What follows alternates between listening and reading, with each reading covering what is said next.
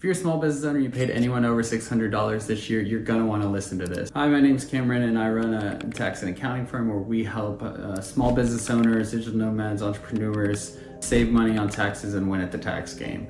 And in this video, we're gonna be talking about 1099s and what are they, what are their purpose, and what happens if you don't file them. So 1099s are basically just the name of a form which business owners and sometimes payment processors basically use to help record who you pay and how much you pay them for. So you've probably heard of W-2s, 1099s. These are forms that you use to report who you pay and how much you pay them. W-2s are used for employers. So if you're an employee of a company, you'll receive a W-2. If you're a contract worker or freelancer, let's think driving Uber, a photographer that gets paid for things, any gig worker really, you're gonna get issued a 1099 NEC for that type of work. So basically these forms are due in January 31st. Every year they're due January 31st. So you cannot start filing your tax return until you get these forms. So these forms really kick off the tax process, tax season, because the IRS is actually closed usually until about mid-January. January 15th this year is when they'll start accepting business returns. So who needs to file these 1099 forms? So if you are a small business owner, sole proprietor, basically anyone doing any business, and you paid someone, whether that's if you're a photographer, a video editor, or a second shooter, anyone to do any contract labor to do anything for you that was over $600, then you need total in the full year, not just $600 once, it would be total throughout the whole calendar year, $600, and you have to issue them what's called a 1099 form. Now, in order to issue this form, a 1099 NEC form to be exact, because there are different types of 1099 forms. There's a 1099 NEC, 1099 miscellaneous, a 1099 div, 1099 INT, 1099R. There's a lot of different ones. The main ones you need to know in this that we're talking about in this video are 1099 NEC. The 1099 miscellaneous you might receive if you got royalties. A 1099 div will receive if you get dividends. 1099 INT is if you got interest incomes, you might get that from a bank or something. A 1099R is what you receive if you took out retirement money. And those are the main ones that you'll see. But the main ones we're talking about is from the business owner side, and then if you received money. So from the business owner side, if you paid someone over $600, then you'll have to issue them a 1099 NEC. And in order to do that, you need some pieces of information. One, you need their full name, then you need their address, and then you need their social security number. Really, you could probably get away with doing it with just their full name and social security number, but you want to get all those three pieces of information. And how you get that pieces of information is before you pay a contract worker, is you have them fill out a form called a W-9. You've probably heard of this form, or a W-4 if you have an employer trying to get an employee onboarded. Then you would have them fill out a W-4 before you start paying them. But in this case, for most people watching this video that are a small business owner, you need to get them to fill out a W-9 before you pay them. And this is just best business practice, and we see it a lot with our clients, is that they start paying some people, and at the end of the year it comes January time, they're like, hey, it's time to issue the 1099s, and they don't have this information handy, and because they didn't get them to fill out this form, and if they didn't get them to fill out this form, well then they're either chasing them down, or the people have ghosted them, they can't get it, and then they're running into problems. And we'll talk about the problems with that in a little bit. But let's say in a perfect world, you have them filled out a W-9, or you just happen to have this information on hand, then you would use that information to fill out the 1099 and then file it with the IRS. There's many websites you can do this that might charge you a few dollars. You can watch, research, Google, ask ChatGPT, figure it out on your own, take some time. Now you could mess it up, but if you're smart and have the time, have the desire to do it, then do it. What we recommend for a lot of our clients is outsource it, have someone like us do it, or pay someone to do it, because you don't want to mess it up. It'll save you a lot of money and time if you just outsource it properly like that. But for you go-getters out there that want to do it, then go ahead and be my guest. But anyway, they're due January 31st and before that. So you want to make sure that you get that in. So go through, what we recommend is you go through your P&L, your profit and loss statement, looked at who you paid. If you work with a bookkeeper, then you should be easy. If you're working with us, then we've kept track of it for you. And if you have the package where we do it for you, then you don't have to worry about it. But if you didn't, just go through your list of who you paid, go through your Venmo, go through your PayPal. If you didn't keep good records, go through your Cash App and figure out who you paid a lot or over $600, total it up, get a list, and then start filing the returns and gather information, file returns. So once you've gathered all the information and filed the returns, then you're done. You can wipe your hands clean and you did great. But for those of you who we'd like to get as more clients than not, that it's coming January 30th, and maybe you're watching this video on January 30th and you're like, oh crap, I don't have all this, then you might go past the deadline.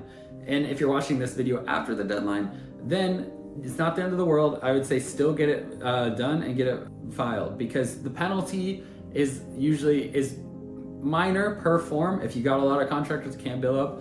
But as according to this video, it's $60 per form for the first 30 days. After that, it turns into $120 per form up until August. After that, increases a little bit more, but it's not the end of the world. It's not the worst penalty IRS can impose, but you want to make sure that you get it filed, even if it's a little late. Unless you've got hundreds of contractors and maybe it's past the 3-year audit window or something like that, then okay, maybe it doesn't make sense, but discuss it with your taxpayer, or each situation is different. So get on a call with us and we'll assess the situation. File the forms regardless. Now, another scenario that you could run in is if someone won't give you their information. And we've seen this with some of our clients. They paid someone, they didn't get the W-9 on the front end, and now they're trying to chase them down with the person does not want to give them their information.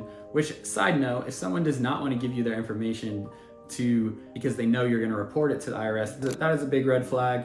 And I wouldn't recommend working with them again, because you want to make sure you're doing it properly and by the book in this scenario. But anyway, if they will not give you their information, then you can mark that on when you're filing the 1099 so that it is noted and you still try to file it on their behalf.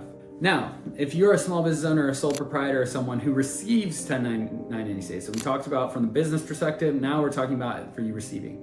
You want to make sure that before you do all your tax returns, you wait until after January 31st. I would say maybe second week, third week of February, just to get all of the 1099s in if they mailed them, because mailing is old school, but companies still do it for some reason. So you want to make sure you wait until you've had time to receive all those, so then you have all of your 1099s, so then you can use those to report that on your Schedule C and get that reported. Because we see a lot of times we'll prepare a tax return for a client and then we'll use all the information in 1099s they gave us, and then right before we're about to file the return, the client emails us like, oh wait, I just got this other 1099, and that would have been bad because we would have underreported their income, which would then flag the IRS, probably increasing their likelihood of getting audited, and that's not a good thing. So basically these forms, these 1099s and even the W-2s, is basically a way for the IRS to keep track and know, hey, if you don't file, if you don't report at least this amount of income, we know because we have this on our record. So their computers, their algorithms are going to trigger it. It's not like someone's just sitting there looking over each return that comes in and manually doing this. They have it in a computer system, and it's just going to scan and it's going to mismatch and it's going to flag it like, oh, we could get some money here because if we audit them, we'll probably win because they didn't report all their income that we have on file. Another way you can check to see all the 1099s, if you're unsure, you're like, I know I got paid, I'm not even sure, is you could log in your IRS account or create an account, and it's free. Log in, id.me, and you can pull your account transcript and you can see and choose the tax year, and you can see all the 1099s and W-2s that the IRS has on file. I would wait until end of February, maybe beginning of March even, because sometimes that system is slow. The their systems are not always up to date. They are getting better, but it does take a while for those to populate in the system for you to see all the 1099s in your account. But that is nice because you can log in, you can be like, okay, yep, I see they have all the 1099s in there. And yeah, so that is basically the two sides. You've got the business side where you're issuing the 1099s as a person, and then you've got, if you're the small business owner or sole proprietor or a single member LC, you will receive a 1099. S Corps, C Corps, they do not receive a 1099 NEC. So when you go to fill out, if someone ever gives you a W-9 and you fill out the W-9 and you put you're an S Corp or a C Corp, they should not issue you a 1099. We see a lot of our clients that they fill out the W-9 or we fill out the W-9 for them for companies, and the companies are still giving them 1099s, and that's incorrect because C Corps, S Corps do not need to be issued 1099s. That's why you're not issuing, Amazon or, Apple 1099s if you pay for something like that. So yeah, that's something to also keep note of. And then finally, if you do get issued a 1099 NEC, and we're talking about for contract labor, because again, there's other types of 1099s that, you know, we're not talking about that in this video, where it's like the 1099 divs, 1099Rs, and you'll just receive those. But 1099 NEC that you are, which stands for non-employer compensation, that you are issuing or being issued. If you get issued a 1099 NEC and it's incorrect, so say like someone, you only received $10,000, but a company sends you a 1099 NEC that you worked for and it's $20,000, and you're like, whoa, hey, you need to make sure this is correct.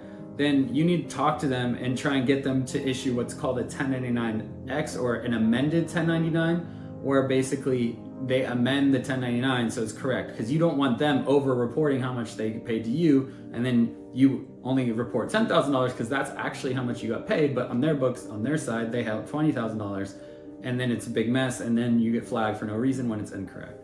So that's something to keep aware of as you go through your 1099 journey, as they say. But yeah, if you got any value of this video, let us know. And if you want any help issuing or any questions about 1099s, please reach out to us, because this is 1099 season and we are in the thick of it. We do hundreds and hundreds of 1099s each year for our clients. And we know all the ins and outs of it and probably seen every situation out there.